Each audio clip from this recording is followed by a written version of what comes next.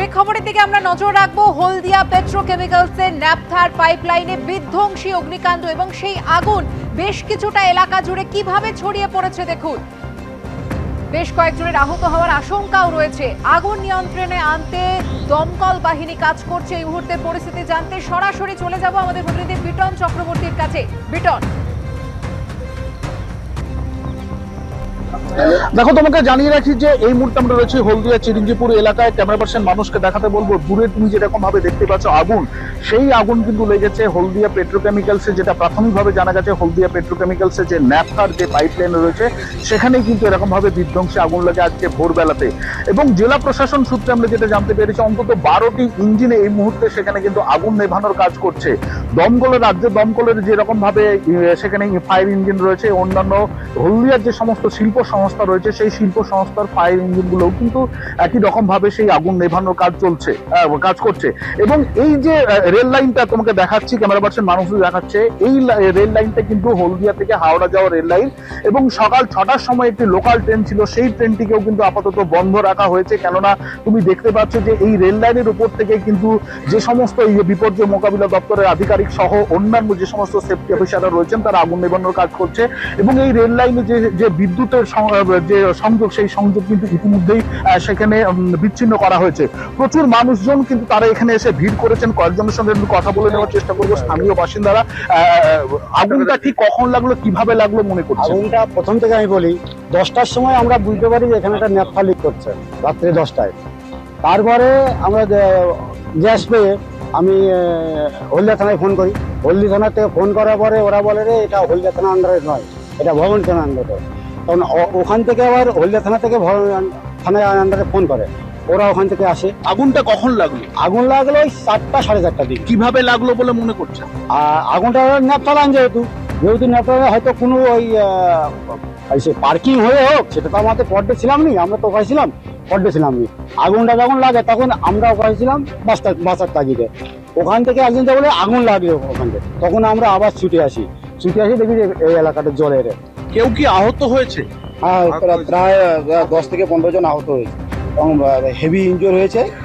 ওনারা এই মুহূর্তে আমাদের ওই দুর্গাচোকা নিয়ে যাওয়া হয়েছিল হসপিটালে, ওখান থেকে রেফার করেছে তমলুক।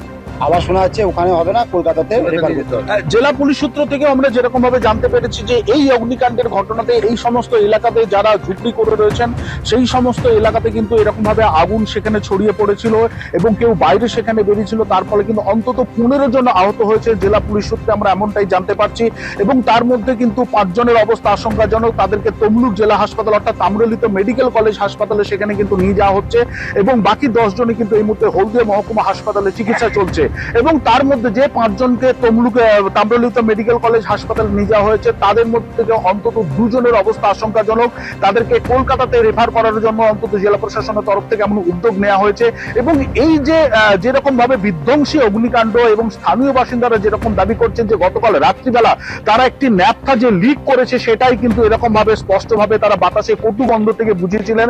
তারপরেও কিন্তু প্রশাসনের দ্বারস্থ হয়েছিলেন এবং তারপরে এই অগ্নিকাণ্ডের ঘটনা ঘটেছে। কোন রকম ভাবে কিন্তু সে যে লিকেজ ন্যাপথা সেখানে কোন রকম ভাবে আগুনের সংস্পর্শ আসে, তার ফলে কিন্তু এই যে মারাত্মক অগ্নিকাণ্ড সেটা ঘটেছে, অন্তত এমনটাই স্থানীয় বাসিন্দারা দাবি করছেন। ধন্যবাদ বিটন। পরিস্থিতি কতক্ষণে নিয়ন্ত্রণে আসে সেদিকে আমাদের নজর রয়েছে।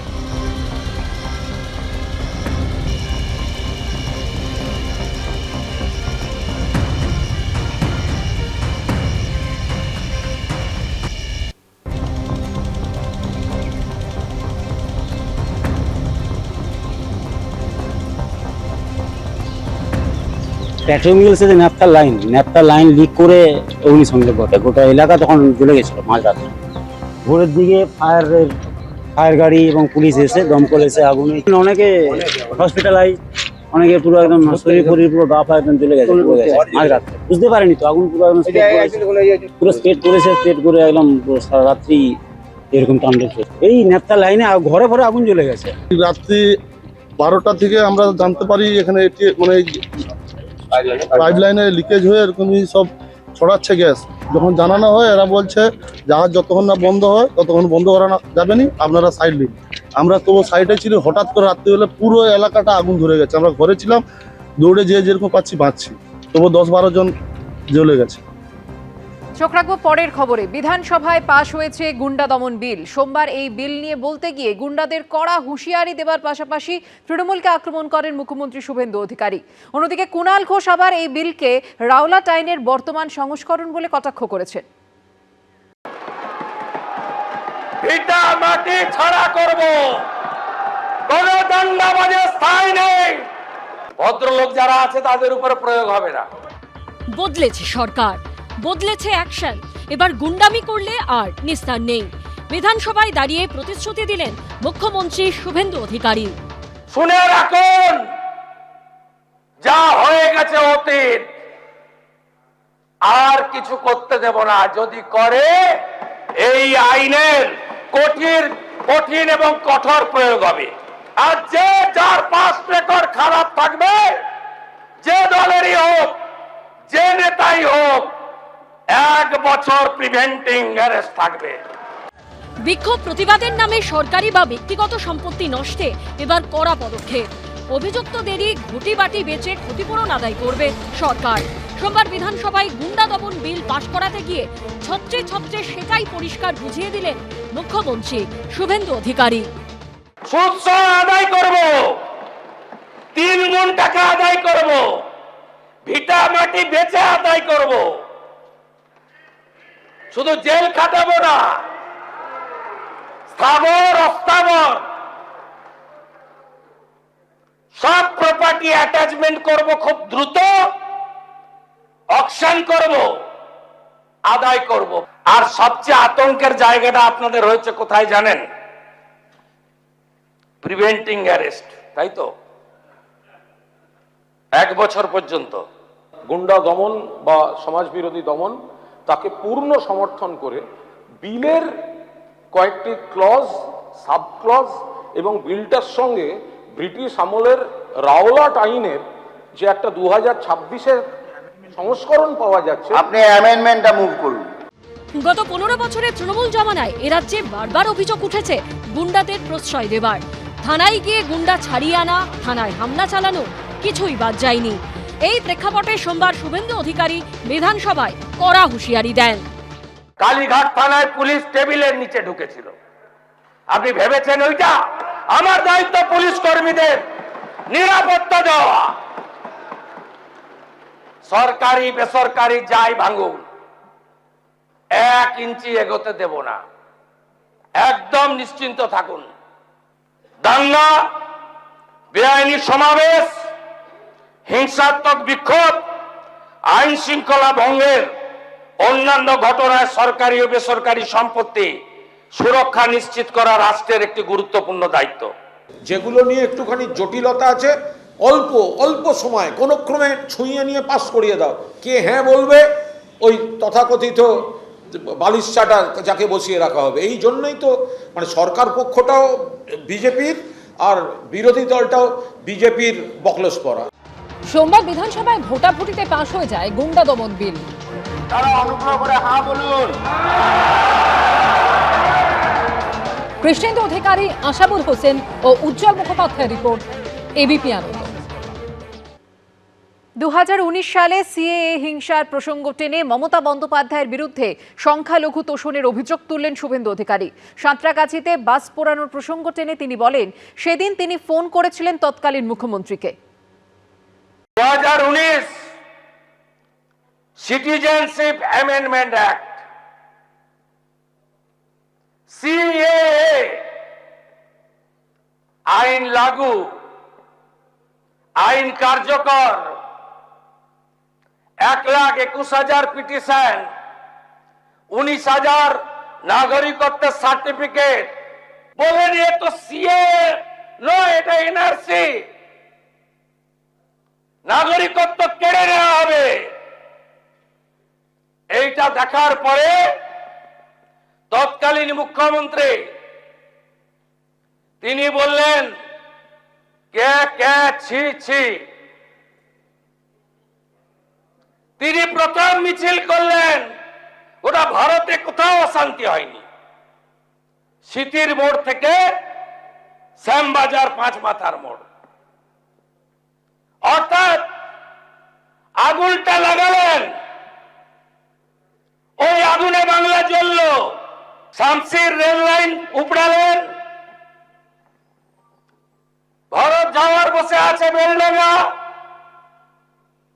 তখন চেয়ারম্যান বেলডাঙ্গার স্টেশন জ্বলল,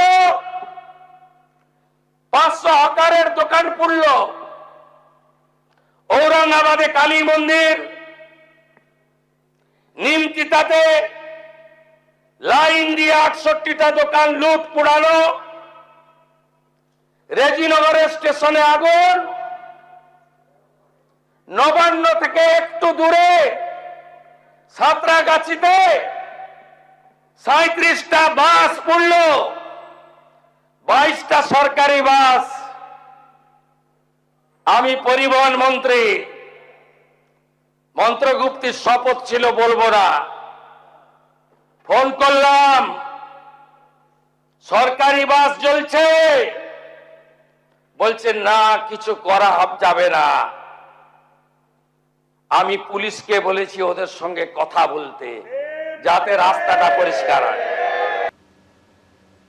আগের সরকার চালিয়েছে গুন্ডারাই, এতদিন ফাইলের আড়ালে লুকিয়েছে পুলিশ।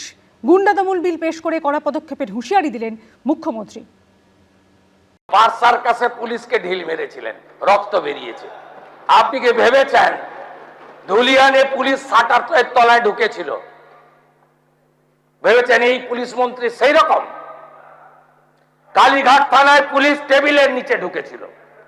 আপনি ভেবেছেন ওইটা? আমার দায়িত্ব পুলিশ কর্মীদের নিরাপত্তা দেওয়া। সরকারি বেসরকারি যাই ভাঙুন, 1 ইঞ্চি এগোতে দেব না, একদম নিশ্চিন্ত থাকুন। আর আপনারা যারা সাপারর ফ্যামিলি, গোটা রাজ্যের শুনে রাখুন, যা হয়ে গেছে অতীত,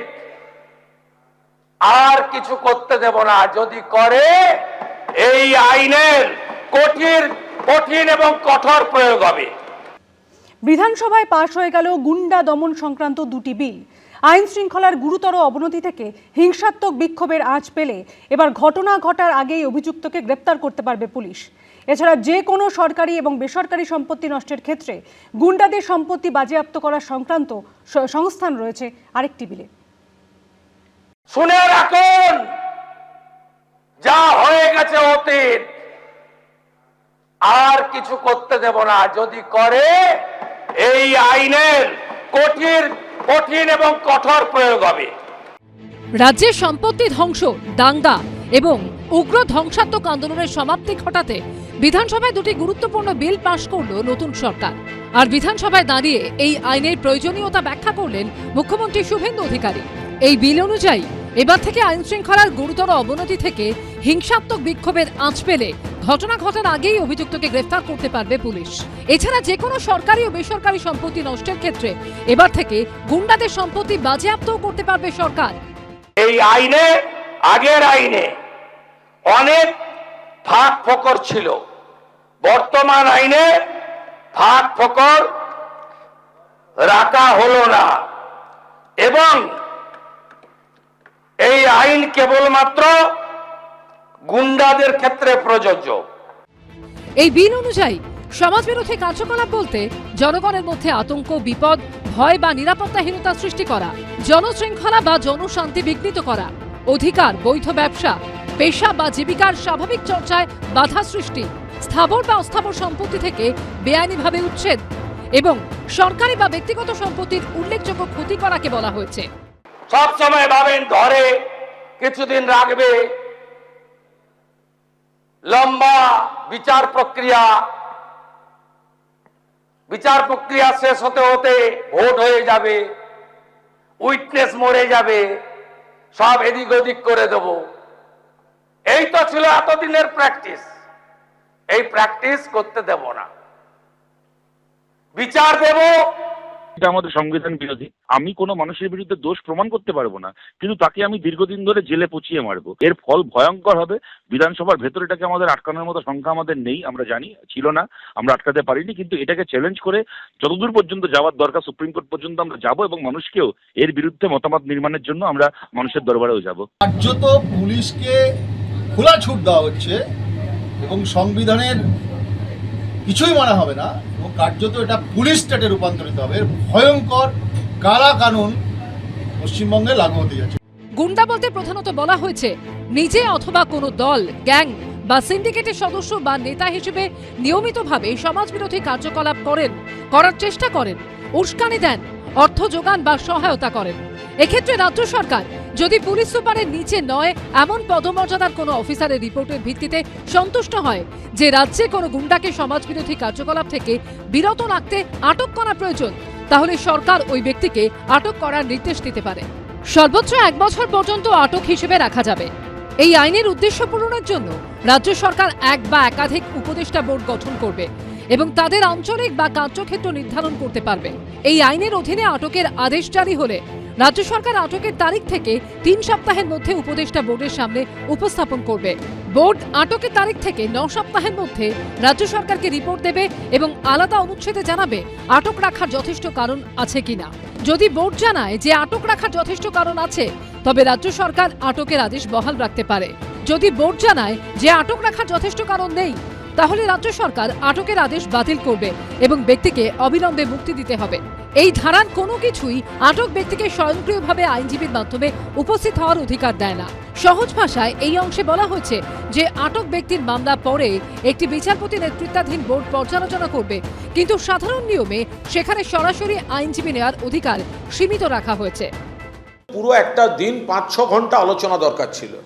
এটা যেভাবে 1.5-2 ঘন্টা, সেখানে আমাকে বা আরও জরুরি 2-4 জন যারা বক্তা ছিলেন তারা আমাকে তো বলতেই দেওয়া হলো না, বাকিরা পর্যাপ্ত সময় পেলেন না।